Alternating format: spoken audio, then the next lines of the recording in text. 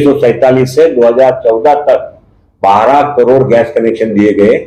2014 से 2023 तक 19 crore gas connection, यानी आजादी के 67 साल में 12 करोड़ और 9 साल में 19 करोड़, 12 प्लस 7 नहीं, नए 19 करोड़ कनेक्शन उज्ज्वला योजना के मार्फत से माननीय प्रधानमंत्री जी के माध्यम से देश भर की बहनों को भेंट के रूप में मिले।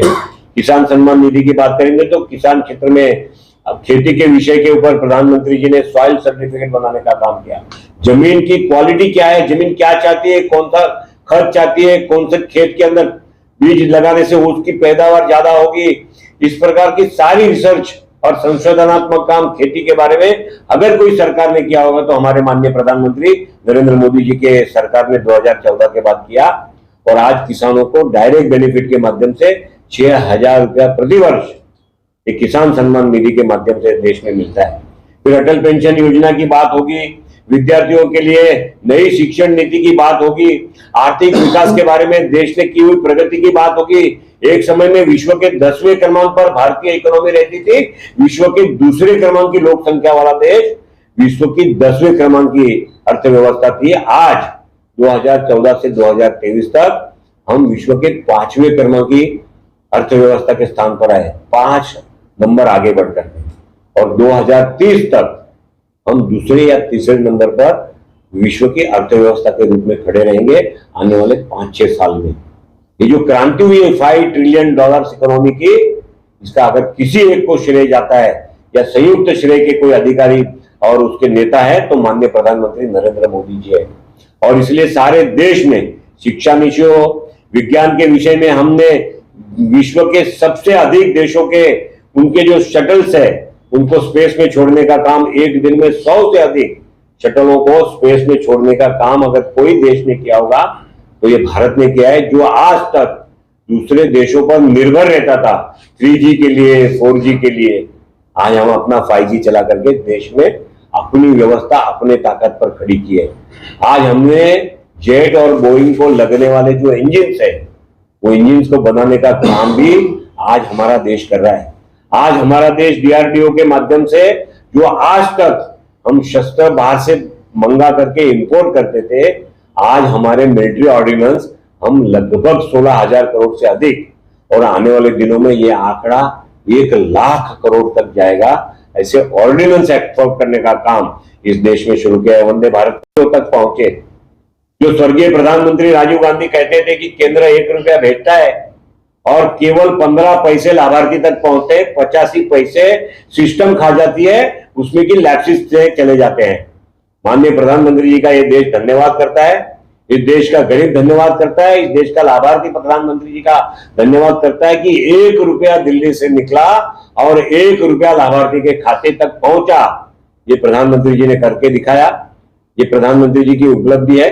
मुद्रा योजना के मार्फत से जो स्वयं रोजगार चलाने वाले एक युवा होता है, एक महिला होती है, विडंबना के कारण खड़ा नहीं कर पाता है, उनको प्रधानमंत्री योजना, मुद्रा योजना के मार्फत प्रथम 5 वर्ष में 4.5 लाख करोड़, और अभी ये संख्या 14 लाख, 14.5 लाख करोड़ के ऊपर गई है, जिसमें किसी भी प्रकार की व्यक्तिगत गारंटी के बगैर वो पैसे उसके कार्यकाल के और कार्यक्रमों के और बुक्स के अकाउंट के आधार पर उसको बैंकों द्वारा उपलब्ध किया जाता है। स्वयं रोजगार का क्षेत्र माननीय प्रधानमंत्री जी ने मुद्रा योजना के मार्फत 2014 से शुरू किया। आज भी वो योजना चल रही है। देश के अंदर आजादी के पश्चात 67 वर्षों के बाद 67,000 गांवों में, 18,000 गांवों में बिजली नहीं थी।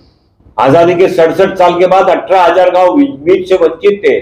माननीय प्रधानमंत्री जी के माध्यम से 2019 यानी 2014 से 2019 टारगेट रखा था 2022 तक 20 का, लेकिन 2019 तक ही 18,500 गांवों को विद्युतीकरण का काम माननीय प्रधानमंत्री जी के मार्फत से पूरा हुआ। देश में चूल्हा फूंक करके घर में रसोई बनाने वाली बहनों के बारे में प्रधानमंत्री जी ने बार बार टीवी पर बताया, हम सभी ने देखा है कि 400 सिगरेट जितना धुआं एक बहन के सीने में एक दिन के चूल्हा फूंकने से जाता था। महाराष्ट्र में अमित शाह जी ये केंद्रीय गृह मंत्री है। अमित शाह जी भारतीय जनता पार्टी के नेता है। अमित शाह जी सहकारिता खाते के भी मंत्री है और महाराष्ट्र सहकार क्षेत्र में बहुत बड़ा नाम भी रखता है और काम भी महाराष्ट्र करता है, वर्षों से करता है।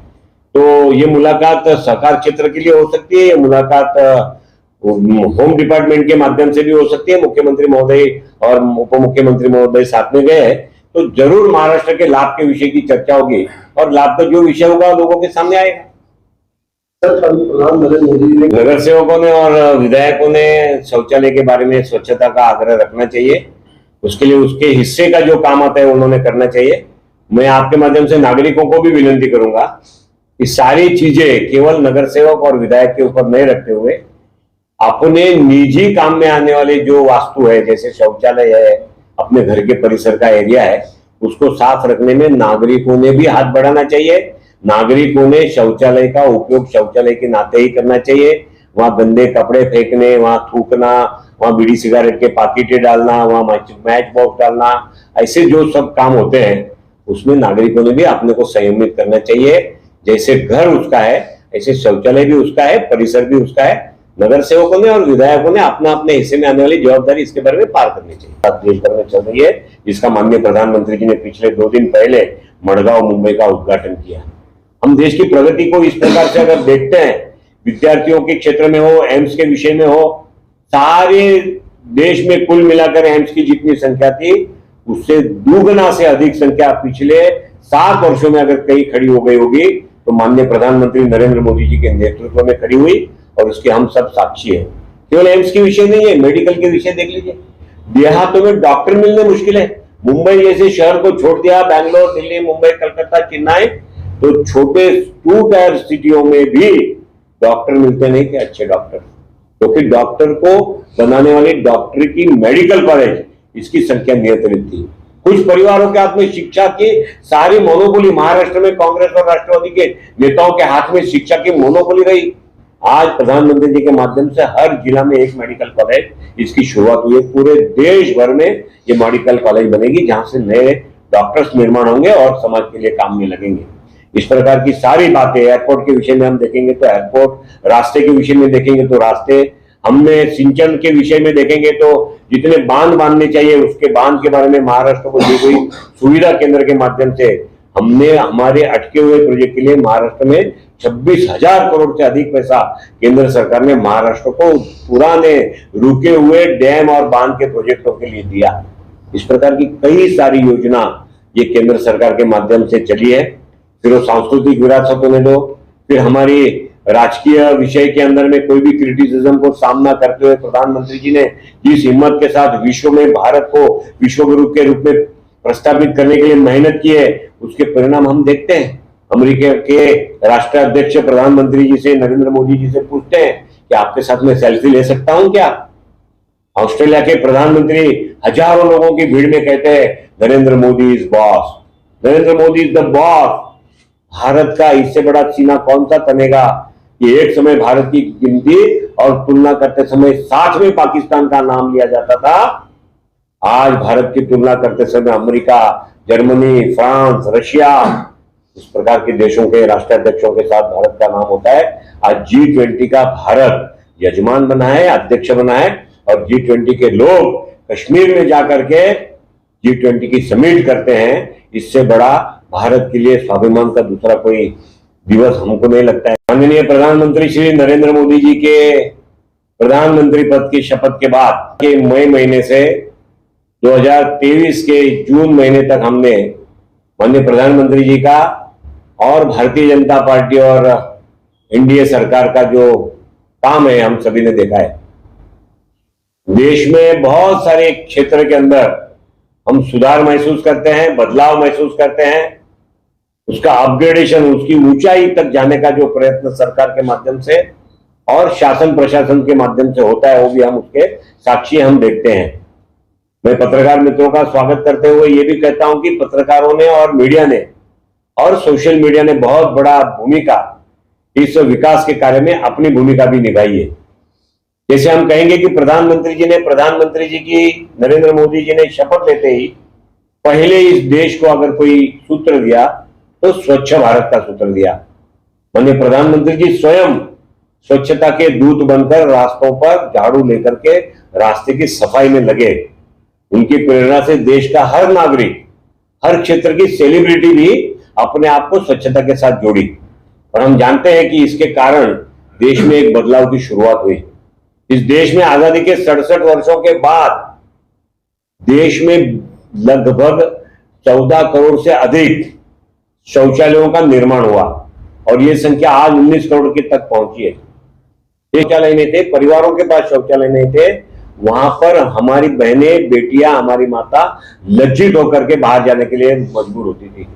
आज देश में इस प्रकार के शौचालय और स्वच्छता मंदिरों का निर्माण करके प्रधानमंत्री जी ने सारे देश को एक सूत्र से बांधने का प्रयत्न किया और देश ने उसका समर्थन किया। प्रधानमंत्री मुद्रा योजना चली, प्रधानमंत्री जनधन योजना चली।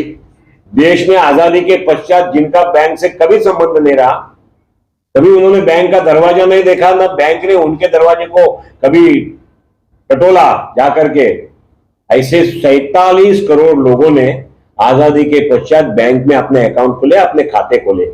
जनधन योजना, प्रधानमंत्री जनधन योजना के मार्फत डायरेक्ट बेनिफिट ट्रांसफर डीबीटी के माध्यम से लाखों लाख करोड़, मेरे अंदाज से ये संख्या 2014 से 2023 तक 30 लाख करोड़ है, 29 लाख करोड़ के ऊपर है।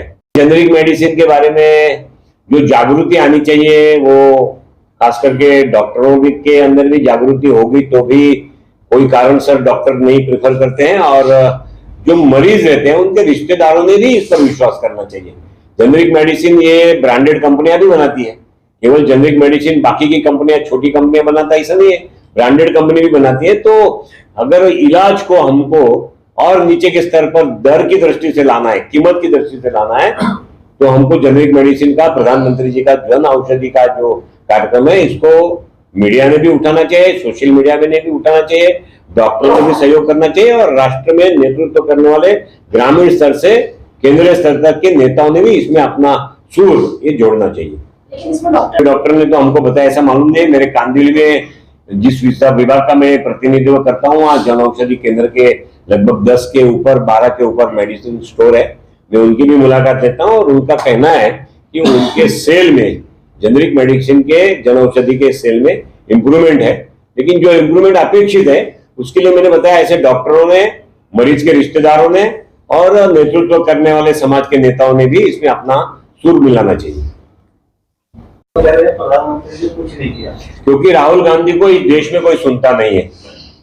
कुछ छुटपुट विषय को अगर हमने छोड़ दिए तो राहुल गांधी के पक्ष को सर्वत्र, पिछले कुछ चुनाव को एकादा ऑप्शनल चुनाव हर विषय में होता है, इस देश ने नकारा है। जो पार्टी इस देश में 400 से ऊपर सीटें लेकर के राज्य करती थी, वो पार्टी एक समय इस देश में विरोधी पक्ष का नेता भी नहीं बना सकी। इस प्रकार की परिस्थिति को सामने फेस करना पड़ा। इसलिए राहुल गांधी प्रदेश में जाकर के बोलते हैं, ये बहुत अच्छी बात नहीं है, देश का नागरिक इसके बारे में आने वाले दिनों में उसको उत्तर देगा। से लेकर के प्रबुद्ध नागरिकों से वार्ता से लेकर के ज्येष्ठ नागरिकों से वार्ता से लेकर के सारे कार्यक्रम देश भर में सभी स्तरों पर, तहसील के, ग्रामीण स्तरों पर, शहरी स्तरों पर, राज्य स्तरों पर, प्रदेश स्तरों पर ये चलता है। और इसमें आप सभी आज यहाँ पर पत्रकार सम्मेलन में आए, मैं आपका धन्यवाद करता हूँ। आप इस बारे में अगर कुछ पूछना चाहिए